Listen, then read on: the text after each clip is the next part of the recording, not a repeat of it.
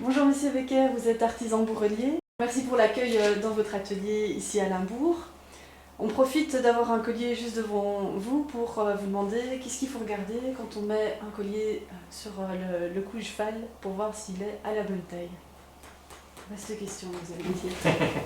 L'œil. L'œil. Le plus facile, quand on veut mesurer un cheval, c'est de prendre un collier un peu trop grand. Oui. Quand vous avez un collier un peu trop grand, vous regardez d'abord, la première chose, c'est qu'il pose bien sur le collier dessus. du cheval.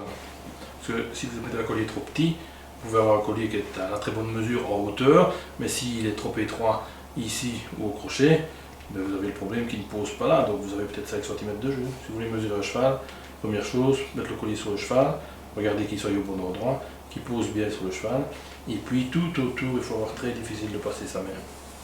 Ça doit vraiment être contre. Vraiment être contre alors. Oui, ça doit vraiment être contre le cheval. Et en dessous, il faut plus ou moins 6 cm de jeu. Merci pour ce premier éclaircissement. On va repasser plutôt sur une question au niveau de la formation. Je ne sais pas si en Belgique il existe des moyens pour se former. Et on voulait savoir comment est-ce que vous étiez formé, si c'était dans votre famille, si vous aviez été chez un autre artisan pour vous former, ou si vous aviez été à l'étranger pour vous former. Aucune idée s'il y a des formations. Moi j'ai eu de la chance de tomber sur un monsieur qui n'était pas âgé, qui habitait dans les pays rédimés et qui avait de l'asthme. Il ne savait plus travailler à cause de son asthme. Et il est venu passer pas mal de soirées. Quand j'avais 16 ans, je bricolais déjà dans les colliers. Je réparais des licotes, des petites choses. J'ai eu de la chance de tomber sur cet homme-là. Et alors, il est venu passer pas mal de soirées chez moi à la maison pour m'apprendre à fabriquer des colliers. Et ça fait combien de temps maintenant que vous exercez ce métier? Depuis que vous avez 16 ans. Ok. Et qu'est-ce qu'on vous commande le plus? Je suppose que le collier ne représente pas du tout la pièce la plus courante, que vous êtes plutôt au niveau d'harnais d'attelage ou d'aisselle. Je ne fabrique que pour les chevaux de trait et ma plus grosse fabrication, ça a toujours été les colliers. Est-ce qu'il faut une qualité de cuir particulière pour un collier ou... Oui. Ça c'est que l'empeigne, le problème c'est qu'il faut qu'il reste toujours très grain pour les coussins. D'où l'importance de bien... D'avoir un très beau cuir. Et de bien l'entretenir après. Oui, mais il faut aussi un cuir, un beau cuir dès le début, parce que sinon ça ne sert à rien. Et pour la manière de... Le plus important c'est la manière de le couper dans la peau. Vous pouvez prendre une très bonne peau, si vous coupez mal dans la peau, ça n'ira rien. Et au niveau du bourrage, si je peux dire, de la torche, qu'est-ce que vous utilisez? Avant on bourrait avec de la paille et puis du bourre. Et maintenant, moi je ne mets plus que du bourre dans mes coussins. Le gros problème, si on met avec de la paille, les gens ne travaillent plus avec les chevaux, ils ne savent plus écraser les coussins. Tandis que, enfin, c'est deux avantages, je trouve. Quand on ne met que du bourre, ça s'écrase mieux, et si on doit le rembourrer, c'est facile. Tandis que si on met de la paille, un collier qui a une vingtaine d'années, après 20 ans, le bourrage est foutu. Quand vous ne mettez que du bourre, dans 50 ans, le collier reste toujours pareil. J'ai des colliers qui reviennent, qui ont travaillé 15 ans, 20 ans, à partir du moment où ils sont entretenus, et ça reste toujours des colliers. Il n'y a rien de pourri. Tandis que toutes les petites attaches, c'est pareil. Il y en a qui clouaient ici les coussins à la place de mettre des petits passants, des petits tirants. Mais quand on démonte la torche, tout l'extérieur de la torche est tout pourri. On ne sait plus rien faire avec la torche. Tandis que quand c'est la paille, c'est la même chose. Le long du bois, tout le cuir était abîmé, et tout le cuir se déchirait parce que la paille est pourrie quand même à l'intérieur. Que le bourre, ça ne bouge jamais. Vous dites que la paille, ça prenait plus de temps finalement à acquérir sa forme. Ça vous voulez dire par le fait d'écraser la paille ou...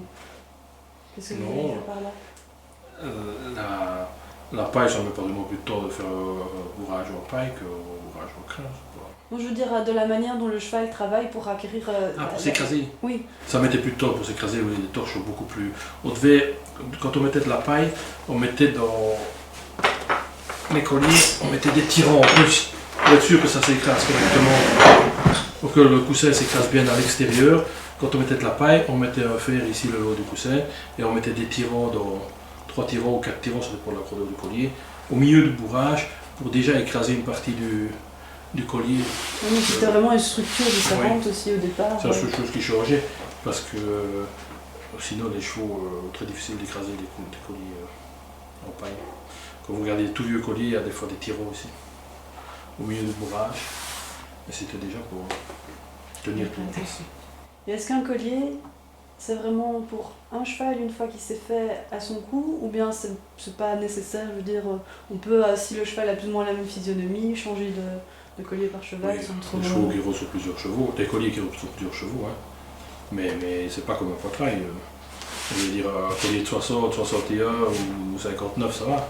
Maintenant, 60, 67, c'est déjà plus pareil. Donc un poitrail, ça va à la limite du poney au cheval de traîne. Oui, oui, oui. S'il faut, c'est faisable, mais un collier pas. Mais il n'y a rien de tel que d'avoir un collier par cheval, ou deux, ça. Et vous allez m'assassiner, mais qu'est-ce que vous pensez du collier réglable? Il n'y a pas de collier réglable, ça n'existe pas. C'est simple. C'est impossible d'avoir un collier réglable. Ou alors oui, pour jouer, mais pas pour travailler. De toute façon, je ne travaille plus. Mais un collier réglable, vous prenez des attelles en métal, une barre de fer ici avec 3 trous réglables. D'accord, la mesure est bonne là. Oui. Mais ici, la mesure n'est pas bonne. Comment est-ce que vous faites? On a grandi ici pour avoir la bonne mesure ici, mais celle-là n'est plus bonne. Oui. Et c'est pareil, si vous agrandissez, le collier va rétrécir. Donc si la longueur est bonne et que vous êtes trop étroit là, il n'y a rien à faire. Vous agrandissez, mais vous rétrécissez la longueur. C'est jamais faisable. Si, on a toujours de la chance d'avoir... c'est comme les crochets réglables. Hein.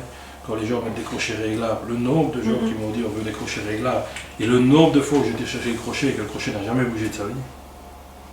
À partir du moment où vous êtes à 21 cm de la pointe de l'épaule, c'est l'accident.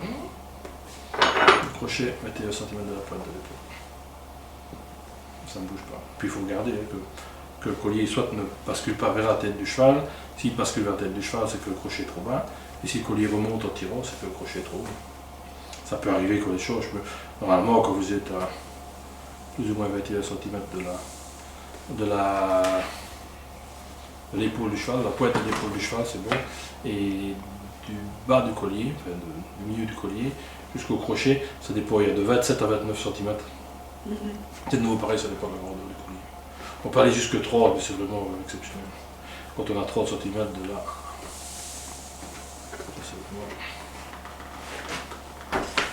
ça dépend un peu si l'épaule est droite, si l'épaule un peu plus inclinée. Et au niveau justement de l'angle vertical, quand le collier est posé donc, sur l'encolure, on a quand même un angle vers l'arrière, je veux dire.